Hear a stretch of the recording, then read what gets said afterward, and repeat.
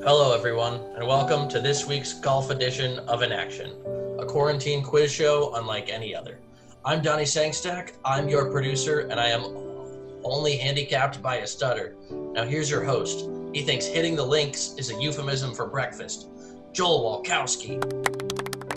Hello, Donnie. Hello, Internet. Welcome to Inaction, the quarantine quiz show.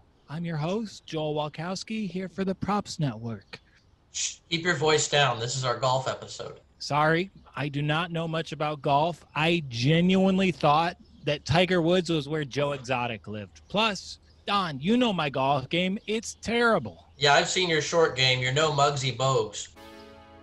This week's guests, they have a great podcast. They have amazing betting and daily fantasy advice, and they genuinely make golf more fun, just like Payne Stewart's outfits. Please welcome the Tour Junkies, David Barnett and Pat Perry. Fellas, how you doing? We're fantastic, just fantastic. Thanks for having us. Possibly be. Yeah, nice. Has COVID helped your game or harmed it? I think it's probably helped my game. You know, I mean, I'm throwing out those 240-yard bombs, you know, before COVID, and now I think it's getting close to 250. So like we're really getting it out there in the fairway. Yeah. Here on Inaction, our guests, they play for a charity. What cause are you guys playing for today? We are playing for 28 Bold, and 28 Bold is near and dear to my heart, and probably also to Pat's. My wife actually started the charity. The charity drills wells in Africa that don't have clean running water, so we've put in roughly, I think, 11 wells to this point in communities that didn't have clean running water. I went for the first time myself back in November and helped see one go in the ground. So 28bold.com is where you can go and check that out. That's who we're playing for. Cool. Yeah, sounds great. like an awesome charity. It's been honestly pretty impressive story. So hats off to you guys. Anyone watching, go support 28 Bold. So Pat, David, you fellas ready to get inactive? I was born to be inactive. Literally came out of the birthing hole to be inactive. DB is not giving you the truth here, because if anybody listens to the show, he's always saying I'm the most inactive one, and he will admit that right true. now That on is camera. true. So That's 100% true. I'm ready to go as the most inactive member of the Tour Junkies. All right, let's go, baby. Round one. Golfers are known for their combinations. Iced tea and lemonade is an Arnold Palmer. Pain pills and an Escalade is a Tiger Woods Thanksgiving. Yeah, I think Jon Daly's signature drink is all of them. So in our first game, yeah. cocktail hour, we asked each of you guys to create a custom cocktail for the PGA player of your choosing. So show us your cocktail, explain the recipe. We will select the funniest drink and purchase it for $20, which is a reasonable rate for any good golf course. All right, let's start it off with DB. What's your drink and who's it for?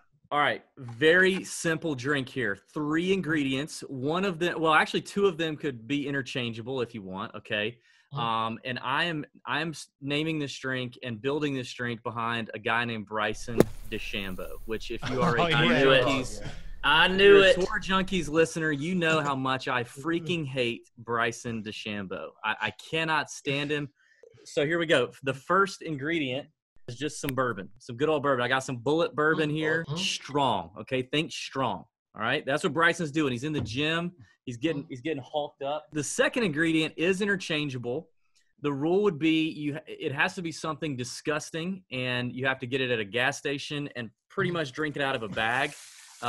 So for tonight we have some Colt 45, some Colt 45 malt liquor. Okay. Wow. Now the key thing to think here, the word here is shitty, because this is shitty. Okay. You just get straight to it. I got one final ingredient, but we're gonna pour this first. Okay.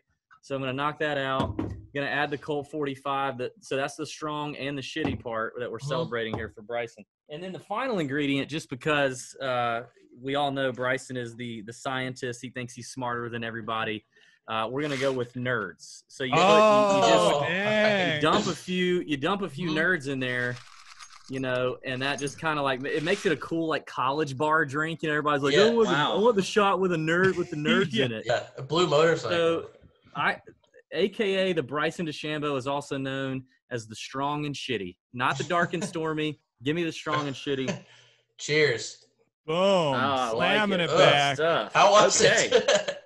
Wonderful work there. That probably feels like betting on Bryson DeChambeau. Now, with the nerds in there, it looked like a cocktail they would sell at Claire's in the mall.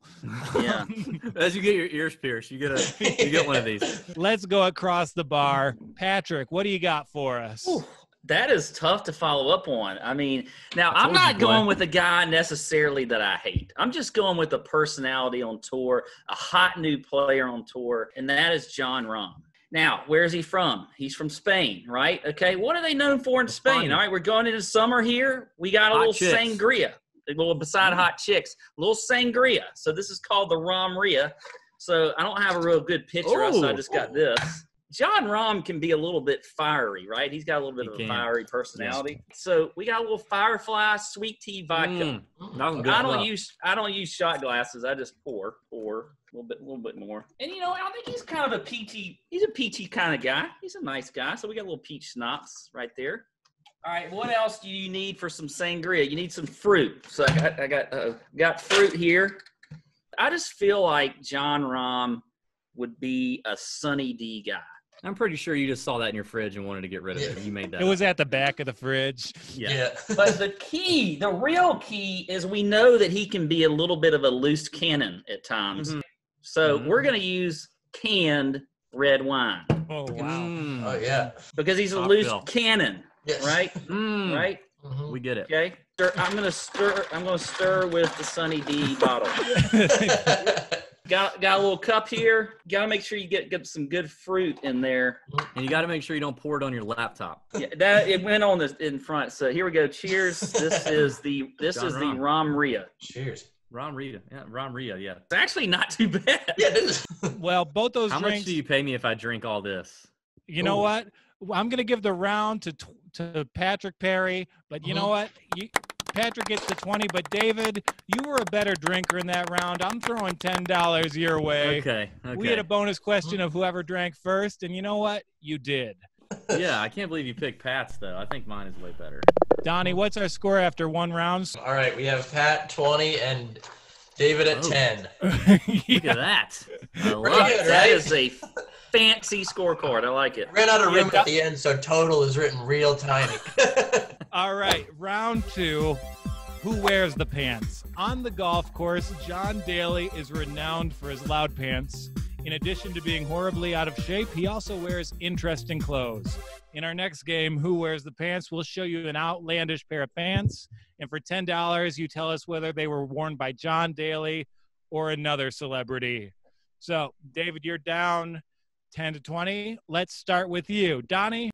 I definitely feel like he would wear those, but I'm actually going to say Jon Daly did not wear those pants.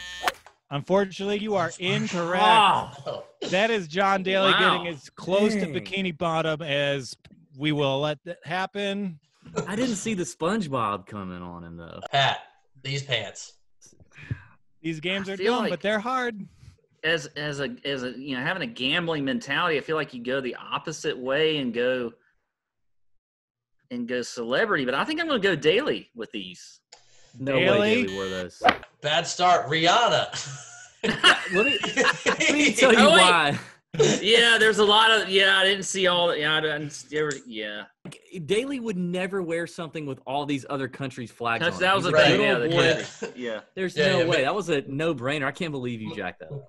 Red, white, and blues. See, now this feels like an easy answer here. Obviously, he has worn plenty of patriotic pants in the past. However, just from this hack Photoshop job that we got here, I feel like these are like a wrestler's pants, or these were on some WWF star from the 90s. So I'm going to say not Jon Daly.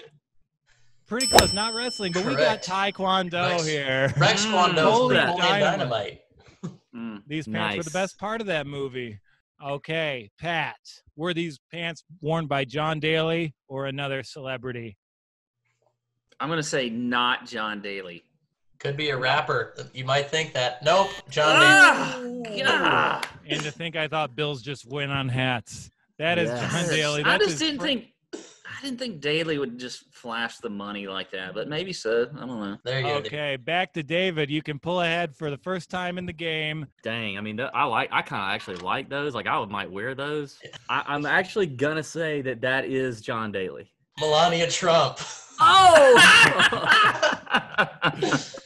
Yeah. Hey, girl, I like your style, Melania. I like your style. Oh, yeah. Dang, I thought that was Jon Daly. Jon Daly is the that combination of Melania's pants and Melania's husband's body. Yeah. Could be the Celtics mascot. I'm all mind screwed right now. I'm going Daly. Daly. Correct. That is Daly. Yes. He looks like the Celtics lost their pride. Not Jon Daly. I don't see that one. Ah, wait a minute. Oh. I was about to change my mind. What do you think, Donnie? We give him 5 for this one? Yeah. I'll give him half a tick mark. Yeah, give me half. Yeah. I started thinking about it. Yeah, no, that could be a difference maker right there. You were very quick on the trigger with that, Donnie. Could be. I didn't I'll let you say final answer. It's the only time Donnie can deliver something quickly. Hey. Pretty good. Got to be Hawaiian or something. Pat, what do you think? I am going not Jon Daly. Not Jon Daly. Even though that's a good pose. See, correct. That was a tricky pose. That was a tricky pose in there. Yeah, because that's how he stands a lot. Okay, I remember these pants, and that is Jon Daly. Excellent. Boom. Final answer. Yeah, I remember those pants. Zubaz. This could be Jon Daly, could be a celebrity, could be me at a job interview. Who knows? Not Jon Daly. I think that's DB last week on the golf course. No, it's DB. Oh, they were whatever they were. Dan Marino. Hey, what? Those things might come back. You don't know. I mean, I would argue those things never left, David. Well, maybe in some parts of the country, you're probably right. Okay, Donnie. After 2 rounds, what is our score? Holes, Pat's at 50, domination right now. Well, you can jump back in, and our 3rd round, Course Crimes. It's always the best to watch a golfer have a meltdown. Usually, when people in khakis behave that badly, they're causing the 2008 financial crisis. So, in our next game, Course Crimes, we'll tell you a golfer's misdeed, and for $10, you tell us what golfer it is. Does that sound good? Oh. First slide here. Penalized for putting a ball in motion at the 2018 U.S. Open. That would be Mr. Phil Mickelson. Great Boom. move by him. Oh, 45-50. Board goes to Patrick. His caddy punched a fan at the 2019 President's Cup. Oh, everyone's favorite Patrick Reed. Patrick Reed. Fined $250 for a loud fart at the Memphis Invitational in 1957. Okay, now we're getting serious. That is real. In inflation, that is $2,300 in today's dollars. I wish we could hear the fart. I wish CBS had the footage. I'm gonna go that old Billy Casper let one slip in 1957. Tommy Bolt. Tommy Bolt. Pat, that was your era. Are you? Look at Tommy's collar. My God, that thing is massive. Yeah, that's why he's farting so loud. Just let the button out, baby. Lost all You're his gonna get Pat endorsements. the easy one here. Lost all his endorsements in 2020 due to homophobic social media posts. That is Scott Pearson. Golly, come on, guys. Are we rigged this thing? The board You know, what the hell? Executive decision. Next ones were $20. Give David his slide, Donnie. Got kicked out of a bar in Florida for underage drinking after missing the cut at the Players for $20. David. I don't know this one. Oh, man. I don't know if I know it either. You're going to feel so silly. Oh, God. Justin Rose? Justin Rose. Rory McIlroy. Come on. Everything was getting you there, and then you just... You were getting there. Oh, God. Yeah, I was certain. You were on the track. Why did and I everything. say Justin Rose? He was probably 25 back then. Yeah, he wasn't even close to. Yeah, come on. All right, Dairy Queen from a tournament in 2019 for running out of golf balls. I know this one. I don't know if I know this one. Yeah, you know what? You can steal. We want to make it a close game. Let me try to guess first. Hang on. Go ahead. I don't know. Dustin Johnson. Eddie Pepperell. Oh, that's right. That is right. I forgot about that. God. All right.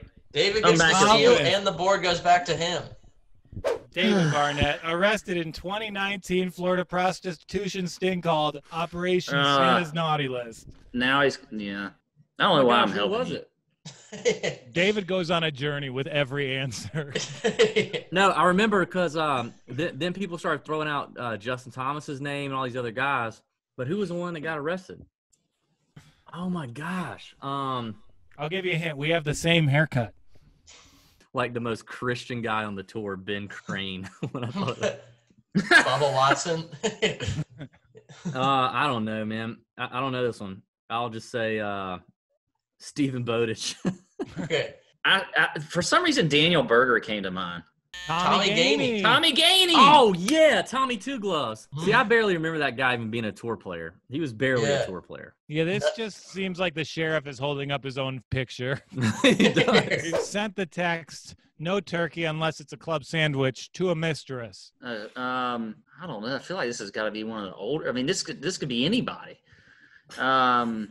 It's Tiger Woods. Tiger Woods. Oh, for sure. Yeah. Nailed it. Yeah, Come on, to a mistress? That's an easy. Yeah, I mean, the mistress thing was you what guys got. are giving him some freaking easy questions. Let's ask you a question about a horny golfer to even it out. Stepped away from the game in 2014 after allegations of sexual indiscretion with PGA Tour wives.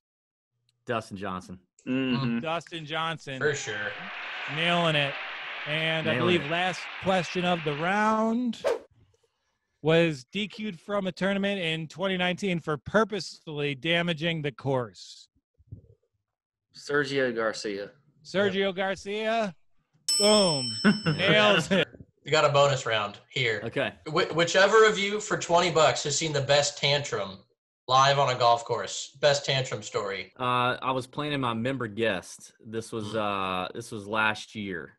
Big tournament. It's a major, right? It's a big deal.